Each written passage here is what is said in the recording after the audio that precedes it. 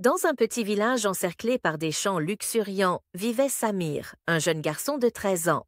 Chaque matin, il se levait tôt pour aider son père à cultiver leurs terres. Les radis, les carottes et les pommes de terre faisaient un partie de ses préférés. Mais rien ne rivalisait avec les pommes juteuses qu'il cueillait pour les fameuses tartes de sa mère.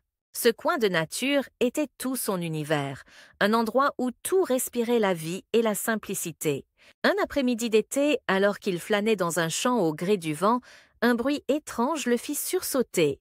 En scrutant les environs, il aperçut, à sa grande surprise, un garçon qu'il n'avait jamais vu, vêtu d'une armure métallique éclatante, traversée de fils lumineux multicolores.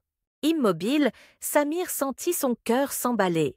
Mais l'inconnu lui parla doucement. « N'aie pas peur, je viens en ami. » L'étranger, qui se présenta comme Thomas, expliqua venir de l'an 3025.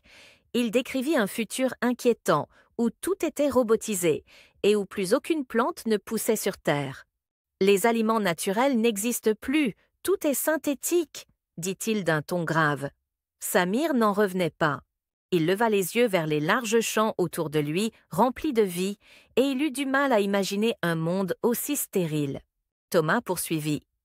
« J'ai vu ce futur de mes propres yeux, et j'ai construit une machine pour revenir dans le passé, afin de prévenir des gens comme toi. Si nous ne changeons rien, ce sera inévitable. » Samir, profondément alarmé, demanda « Mais que puis-je faire, moi seul, pour éviter une telle catastrophe ?» Thomas sourit et posa une main rassurante sur son épaule. « Tout commence par de petites actions.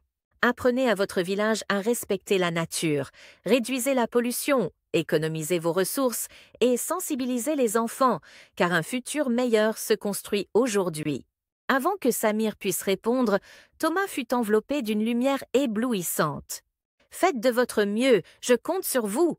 furent ses derniers mots avant de disparaître comme une étoile filante. Dès ce jour, la mission de Samir était claire. Il alla voir tous les habitants du village, leur relatant sa rencontre et l'importance cruciale de préserver la nature.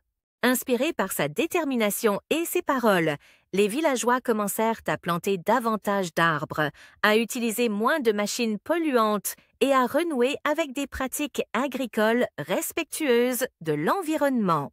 Les champs de Samir devinrent un symbole d'espoir et de renouveau. Chaque graine plantée, chaque arbre épargné était une promesse faite aux générations futures. Et Samir, en repensant aux mots de Thomas, comprit que, parfois, un simple garçon peut faire une immense différence. Parce qu'un monde meilleur commence toujours par un petit geste.